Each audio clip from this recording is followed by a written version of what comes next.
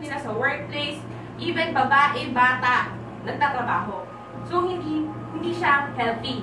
So, may mga tao later on na na-realize na kailangan may gawin tayo sa sitwasyon natin. So, that was during the 1800s.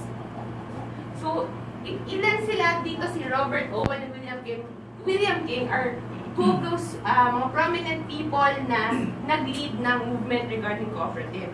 So, they've done experiments about cooperative. But, if you go back to the history, ang pinakauna talagang nabuo ng cooperative is itong Rockdale Equitable Pioneer Society. So, they are a group of men, mga weavers po sila, na nag-work sa isang cotton industry. So, these are just few, 28 po sila, pero dito sa picture 13 lang sila. Sila yung mga unang grupo talaga na nag-start sa Britain ng cooperative. Okay? So, sa Pilipinas naman po. So, when you go back to our culture, it started with our kultura as meron tayong bayanihan at palusong. Diba? Bayanihan, alam na natin yan. Palusong, ganun din. It's the same concept. Nagtutulungan tayo, tutulungan natin yung neighbor natin. Pag maglilipat ng bahay, dyan tayo para tulungan sila, but we don't ask for anything in return. Diba? Hindi nila tayo binabayaran. Para in the end, pag sa susunod sila naman nangangailangan ng tulong, tayo naman ang tutulong. Ganun din naman sa palusong. For example, sa farming, ganun din. Tutulungan mo silang magtanim na wala rin kapalit na bayad or anything. And later on, sila, kumbaga, ano lang kayo? Give and take. Yes, give and take kayo tulungan. So, malaking factor siya kung bakit nabuo or na-appreciate ng mga Pilipino yung cooperative. So, mga prominent persons sa Philippines is, of course, Dr. Jose Rizal. Gumawa siya ng cooperative sa, nung na-exile sa Dapitan, gumawa siya ng isang parang sa agricultural din siya ng co-op. Kumbaga, yung mga nagbebenta ng mga abaka, something ganyan, siya rin ang tumulong. Ang ginawa niya, yung nag-build siya ng school, okay? Then yung mga students na yun din yung naging ka-help niya para mabuo yung cooperative. So, regarding naman sa agri-co-op naman yung ginawa niya. So, naging model din siya ng cooperative sa Philippines. Then, si Teodoro Sandico. Siya naman, ito, kababayan ni Ate Lisa, taga-Bulacan siya. So, naging senator din pala natin siya. Natuwa nga ako nung inaaral ko to kasi parang, okay, ito pala yung mga... Wala kayo pala ng sinangahan ng ano, yes, oo. Kumbaga, matagal niyang pinrases sa maraming proseso para maipasa yung bill regarding cooperative. So, isa din siya sa mga tao, isang malaking factor na naitulong niya para mag-build yung cooperative sa Pilipinas. So, in the year 2000, based on statistics, more or less 800 to 1 billion sa mga na-research ko, meron ng members ng co-op all over the world. So, 2000 pa lang yun. Anong taon na tayo ngayon? 2017.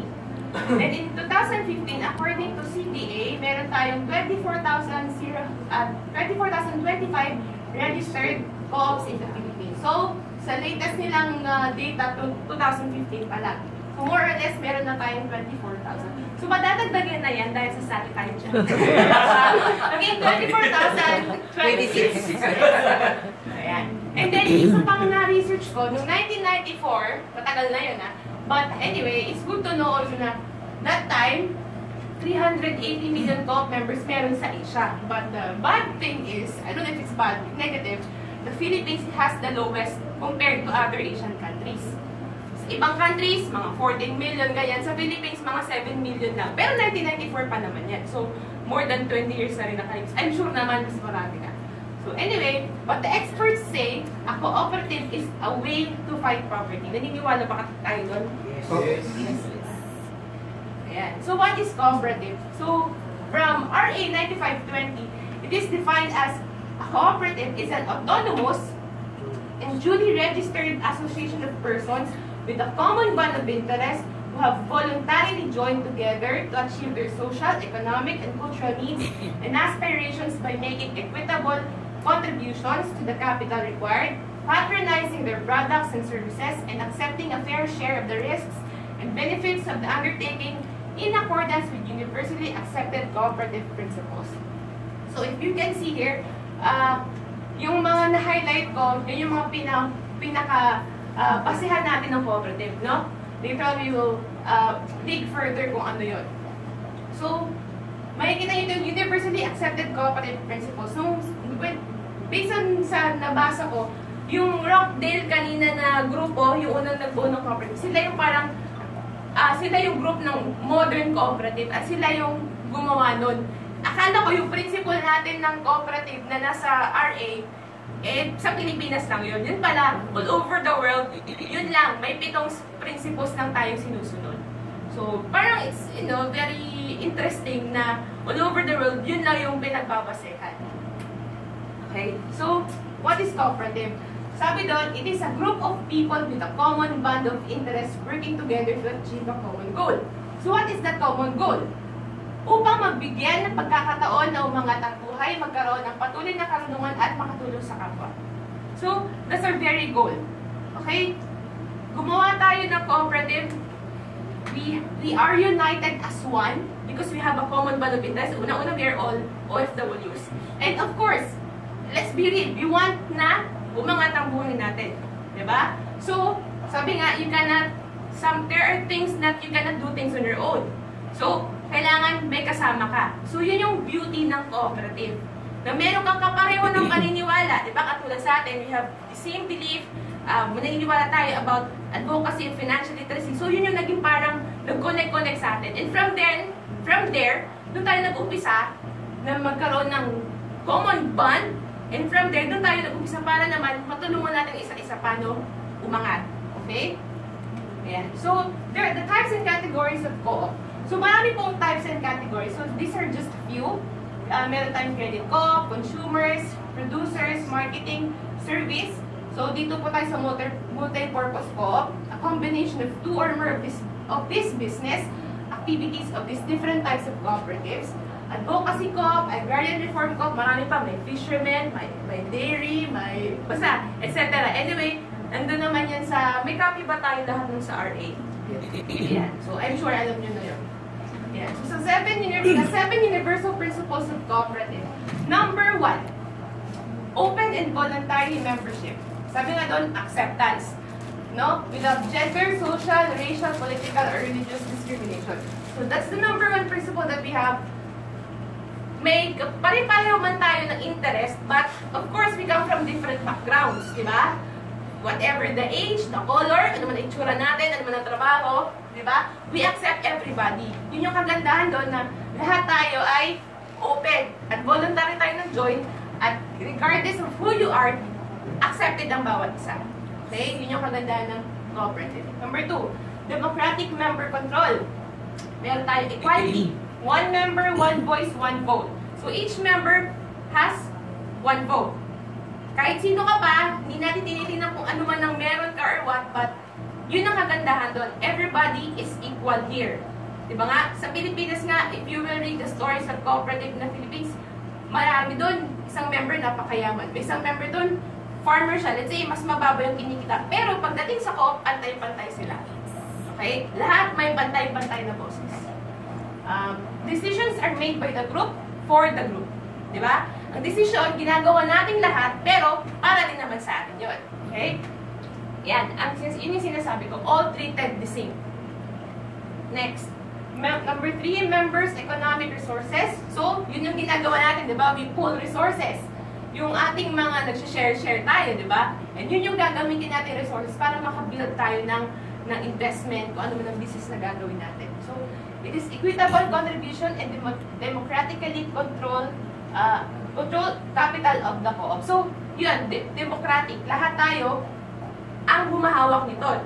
Kumbaga, this is not just kung may BOD man, may treasurer or what. No. Everybody is involved. Lahat tayo magkakasama dito sa business na to. So, dapat you have to be involved. Kasi pera mo yan eh. Hindi ko to pera niya or ni Jeff or, diba? Lahat tayo ito sama-sama. Number 4, autonomy and independence. So, we are self-sufficient and yung tinatawag na self-help. Ibig sabihin, we don't depend on others. Tayo mismo, kaya natin yung sarili natin. Hindi tayo umaasa sa kung sino-sino lang. Kaya nga tayo nagmi-meeting, di ba? Nagpaplano tayo kasi we know na kaya natin gumawa kung ano man mga future plans natin. We can do on our own. Hindi natin kailangan na kung, although we ask for ideas from other people, but in the end, tayo yung kaya natin itaguin yung ating sarili.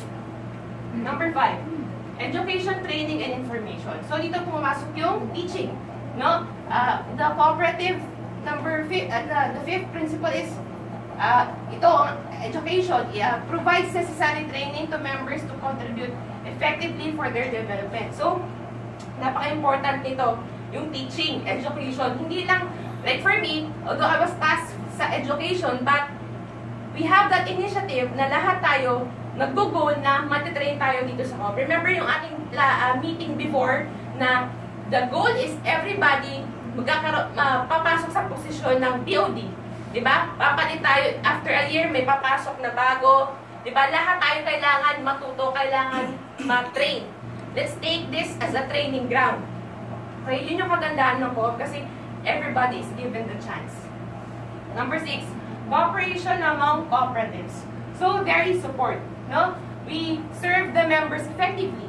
Parang sinasabi nga na, unlike sa usual na, for example, sa bangko, sabi nga nung isang member ng co-op na napanood ko sa video na, pag nakita mo yung pumasok na nakatsinelas lang, papansinin ba yan?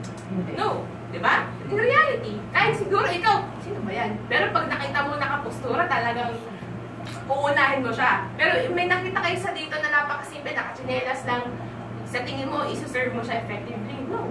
Kaliwali. Ba din, di ba? Later. I mean, that's reality. Pero sa co-op, kasi alam mo na yung sinuserve mo is parang kapamilya mo siya eh. Kasama mo siya. So, meron kang heart na tulungan siya. Okay? So, working together with local, national, regional, and international structures. So, hindi lang tayo lang. We also aim na we connect with other organizations. Kaya nga meron mga cooperative federation, union, kasi the goal is lahat, kung ano man yung mga purpose ninyo, mas strengthen tayo pag may kasama tayo, di ba? Mas marami tayong natututunan, we can share ideas. So, lahat, everybody happy. Diba? Lahat tayo nag-gain. Lahat tayo nag-learn. Lahat tayo nag-grow. Number 7, concern for community. Yun yung sinasabi ng neighborhood, di ba? Yung kapitbahay mo. We do this cooperative, hindi lang para mag-earn tayo, but most of all, meron tayong heart for our community. Kaya nga yung ibang cooperative, meron silang mga projects eh. Tumutulong sila sa mahirap, meron silang project sa community nila, or whatever man the need of their community, nandun sila. Okay?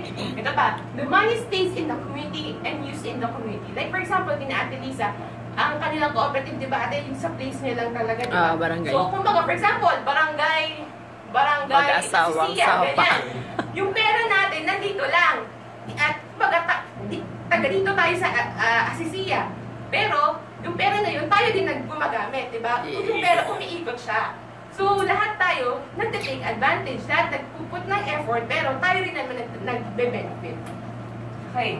So, anong pinagkaiba ng kooperatiba versus sa ibang negosyo? Dito, mas na-appreciate ko siya nung pinumpare siya na, oo nga, sabi ko, parang meron may gumanon sa isip ko. Bakit? Kasi cooperative, like here, compared to sa other business type, in the objective, di ba, layunin.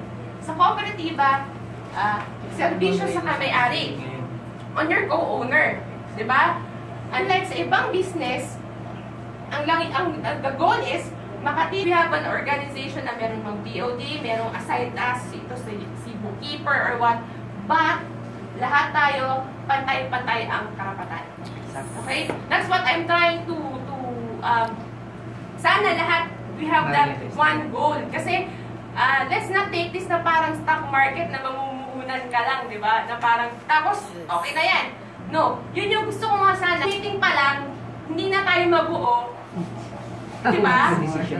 Yeah, you will see. I mean, makikita mo kung saan yung heart mo talaga. Kaya nga sabi ko sana, lahat tayo dito eh. Kasi iba yung pakiramdam na nag-learn ka na sama-sama tayo. Kasi yun yung pinaka-core foundation ng cooperative. Yun yung natutuwa ko, na natutunan ko. Kasi nga, dati nga, akala ko lang talagang kikita ka.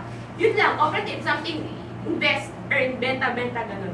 Pero here nakita ko, grabe yung testimony ng mga Pilipino na as in, na bago yung buhay nila. Because they were not thinking about the earning income or what, no. They're thinking about lahat. Social, diba, financial, lahat talagang nag-care sila sa kamay-ari nila, sa kasama nila sa co-op. So, very, inspiring, tsaka nakaka-encourage. So, dito, sa business, di ba? Yung may pinakamalaking puhunan yun yung may pinakamakapangyarihan, which is true. Di ba? Sa mga corporation, sino yung may pinakamalaking ownership, siya yung may say. Di ba? Sa cooperative, regardless man kung ang shares mo mas malaki sa kanya maliit, you still have the same one right. Isang vote kayo. Hindi porket mas malaki ang puhunan niya, 2 votes niya. No. Lahat tayo dito, kahit ito lang, minimum ka lang muna at siya ganito na, no, we're all the same, pantay-pantay. So that's the beauty of cooperative. Next, sa pagmamayari. So, dito, ang miyembro ang gumagamit ng services. Diba? Sa cooperative, but sa traditional business yung namumuhunan. Diba? Sa pagmamayari. Next, hatian sa kita. Dito, ang labis na tubo ay ibinabalik sa miyembro. Diba? Yun ang, alam naman natin na yun, kung ano yung na-earn natin, paghahatian natin lahat. But unlike in the traditional business, binabase sa kung gaano kaliit o kalaki ang kapital na inambag ng mga namumuhunan. So, ganun din yun. Kung sinong may mas malaki na share, mas malaki ang earning. Kung mas mababa sa'yo, ganun lang din. But here in cooperative, again, everybody is equal. See?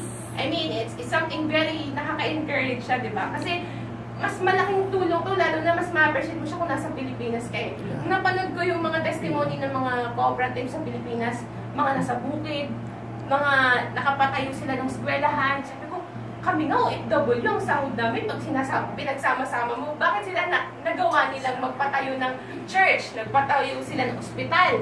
In bukid sila ha, literal. Tapos pati kalsada, nakapagawa sila. So parang, for me, if sila nga, hindi naman sa minamalit ko, but let's be honest, we have easier access here sa resources. Diba? Financially, mas madali sa atin yun. Pero bakit sila nag-progress? Kasi yung heart nila sa cooperative, yung heart nila na makatulong, they were not thinking about earning money na basta-basta ganun lang. Okay? Yan. Bakit tayo?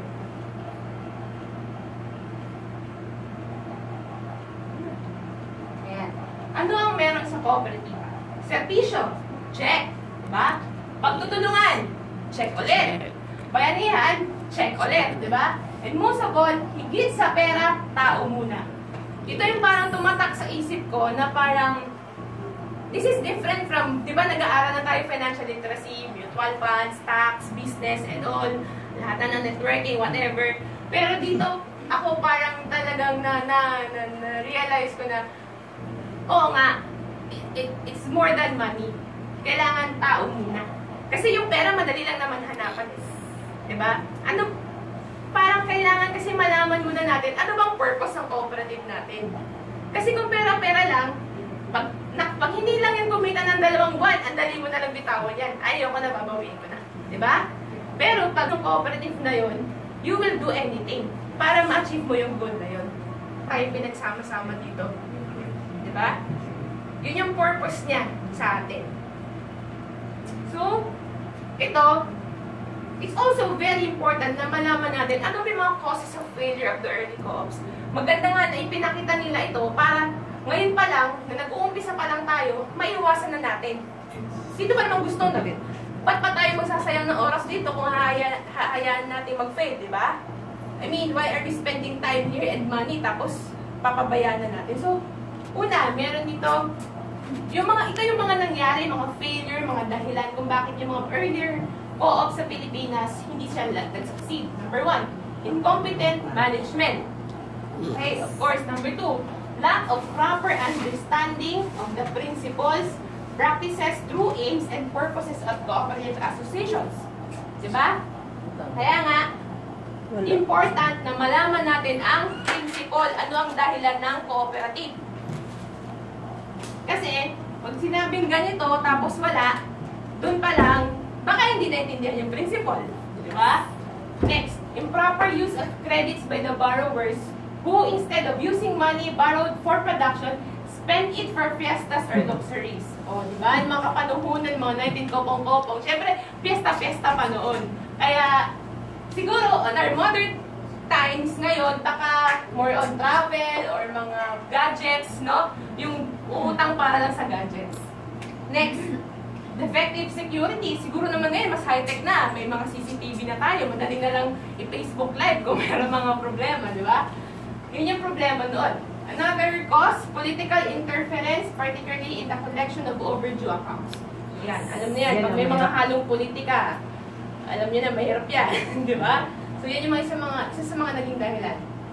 Next, lack of compensation of officers. Siyempre, kung hindi sila na-motivate, let's say, hindi naman sinasabing kailangan may sahod dito, pero kung yun ang titingnan niya na may salary siya, talagang mababaw lang yung reason niya for doing it.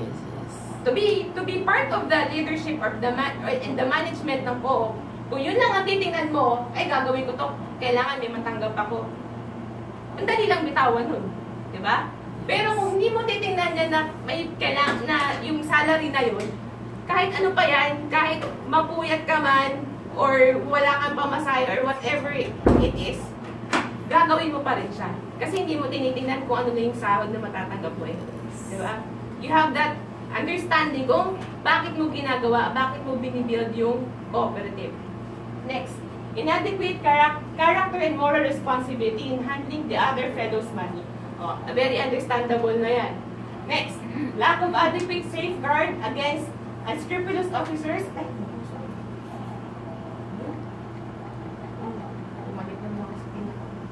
Isa na ulit. Lack of adequate safeguard against unscrupulous officers who took advantage of their position to grant loans themselves and their compadres, which later provided disasters to the system. Alam na natin yun, self-interest, di ba? Pag mga ibang tao, yung mga nasa ilalim, pag sinabing hihirap, ayoko. Pero pag yung mga malapit-lapit sa kanya, mga friendship, relatives, alam na natin yan. Kahit ngayon dito, kahit hindi sa co-op, nangyayari yan. And dyan pumapasok yung corruption, di ba? Next, the dominance of the individualistic attitude instead of the spirit of cooperation among the people. Yan, napakalaking factor yan. Kung kanya-kanya lang tayo, at yung isa lang yung nangingibabaw at very dominant sa gusto niya, hindi na cooperative yun. Diba? Ang purpose nga ng cooperative, pantay-pantay tayo, pare-pareho lang tayo ng goal. Magkakasama tayo. Hindi pwede yung isa lang ang nagdi-decide. Iba na yun, dictatorship na yun. Ang beauty nga ng cooperative, lahat tayo one voice. Diba? Lahat tayo may karapatang magsalita. We all have the right to choose and to decide. Next, inability of cooperatives to secure adequate capital. Yan, kung kulang yung, malamang before, kinulang sila sa capital, whatever investment they had. Next, their dependence on alien suppliers and distributors. So, very important, syempre. Diba? Kung may mga suppliers ka ng mga biglang hokus-pokus ng pala yun, biglang lulubog lilitaw. It could be one of the reasons bakit bumagsak yung co-op nila. Pwedeng ganito pinag-usapan, then next day wala na. Next, ineffectiveness of the government and promotion of cooperative organizations. But of course, before, syempre, compared sa panahon natin ngayon, madali na lang information. Everything is just in your cellphone.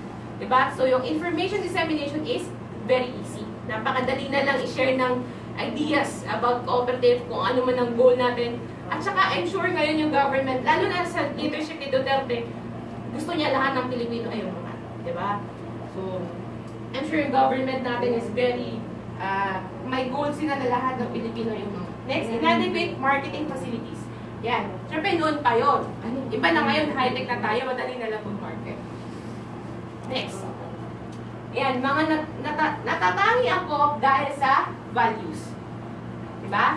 Yun yung pinagkaiba niya sa ibang business. Number one, sinabi ko na natin kanina, self-help. We're self-sufficient, no? One example here, merong cooperative, nakalimutan ko yung name nila, mga persons with disability. Mga naka-wheelchair bound lang sila. Pero, imagine, sila nga na wheelchair bound, mga PWD, may cooperative. Naka-build sila ng maraming investments. Tayo pa kaya nabukas natin, di ba? So, it's very nakaka-motivate. Number two, self-responsibility. Meron yung cooperative sa ang pangalan na Baok Beneficiary, somewhere in the northern, mga nasa Ilocos banda. Sabi nga, ang problem nila before is, maraming farmers ang hindi nakakabayad sa utang. Yes. Pero dahil sa help ng co-op, nagkaroon sila ng sense of responsibility. Bakit? Kasi nakita nila na itong cooperative na to, hindi ito sa ibang tao. Sa akin to na business. Ngayon, pag hindi ko binayaran itong utang ko, sino babagsak? Ako rin naman, di ba? So, through cooperative, na-build sa kanila yung self-responsibility. Doon na-train sila na I am responsible sa pera ko. So, through sa co-op, na-realize nila kung hindi ako responsable at hindi ko, kung papabayaan ko lang itong pera ko, sino rin ang mahihirapan? Hindi lang sila. Ako pa, di ba? Everybody madadamay. So, magkakaroon ka ng concern ngayon na every action na gagawin mo, lahat maapektuhan. Di ba? Magkakaroon ka ng responsibility, not just to you, but most of all, sa mga kamay-ari, sa mga kasama mo sa co-op. Next. Number 3, equity. Yan. Equity naman, yun yung, it doesn't mean na pantay tayo. What I mean is, pag mas malaki ang share mo, sa ibang cooperative naman to ha, syempre kung mas malaki yung pag-patronize sa products, mas malaki ang incentive sa'yo. Parang ganun lang din naman yun. So, that's one of the core values of cooperative. Now, it depends on us also kung may ganun tayong gagawin. So, kaya nga nagpa-plan tayo yung paano gagawin natin para lahat ay mabigyan ng chance. Lalo na, for example, di ba, nagbebenta ka, mas marami kang benta. Natural, you deserve na yung effort mo naman. Kasi, nakakatulong ka sa co-op, di ba? So, you deserve na ma-compensate naman yung effort. Number 4, democracy. Yun na nga. Again, one person, one vote. Lahat tayo, pantay-pantay dito. Lahat may say. Number 5, equality. Again, alam na natin yan, pantay-pantay tayo lahat. Number 6, honesty. And number 7, openness. Very transparent. Kaya nga, let's take it as an advantage na meron tayong cooperative na hindi lang kung sino lang yung inassign, yun lang. Dapat meron kang concern, may pakialam ka. No? Kasi, siguro yung iba, baka iba sa atin, minamalit lang itong co-op, but you'll never know. Pag uwi mo ng Pilipinas, you will build your own business. And the best way for you to train, let's say, okay, nagbebenta ka na rin ito, pero iba kasi yung training naman na may kasama ka na group. So, let's take advantage of this time na may cooperative tayo para lahat tayo makapag-train. Para pag uwi natin sa Pilipinas, meron na tayong technical know-how. Diba? This is a training ground. Number 8, caring for others. Yan. May mga cooperatives sa Philippines na every month meron sila mga project. Like for example, yung pag umuulan sa atin, diba? May mga dengue, mga cases. Ang ginagawa nila, may mga operation linis sila, sa mga papatay, maglilinis ng community. Yes. May mga ganun sila. Or they will go to the elders. Di ba? May mga project sila sa mga children. So, they care for others. Number 9, social responsibility. Yun nga. Bumalik tayo dun sa pagtulong. No? There was one community, one cooperative na ang nangyari is nagka-problema sila ng kuryente. Naputol yung parang electric line nila. Pero, nag-decide yung cooperative in that community, magtulong-tulong tayo. Walang bayad, wala lahat. Lahat ng members, mula sa paghukay ng poste, lahat, paglagay ng kung ano man ang pangailangan, manpower, everybody was there to help. Okay? Hindi lang sila naka-help sa kanila, but the mere fact na naging paraan sila para maibalik yung kuryente sa lugar nila. Diba? Kasi nagtulungan sila eh. Hindi sila umiisip lang na a-attend ako kasi may kikitain ako or a-attend ako dyan kasi magbebenta ako. Pero yun, umattend sila, tumulong sila kasi gusto nilang matulungan yung community nila. Diba? Number 10, solidarity. Yan. Solid. Diba? Magkakaisa tayong lahat.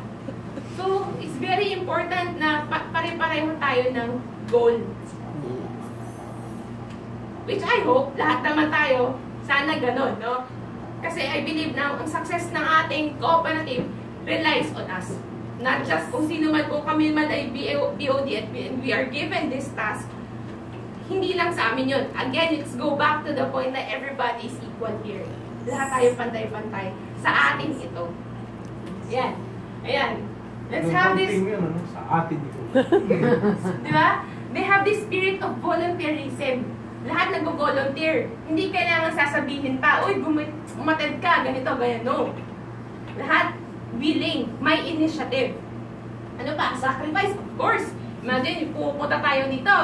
Ang day off natin, once a day lang, di ba? Tapos puyat ka pa, overtime ka pa, mamamasahe ka pa at lahat, ang dami mo. Actually, sa akin nga, ang Friday ang pinaka-busy eh. May mga ganun pang panahon. Pero, nagpuput ka ng sacrifice. Kasi, nakita mo, ano ba ang purpose nito?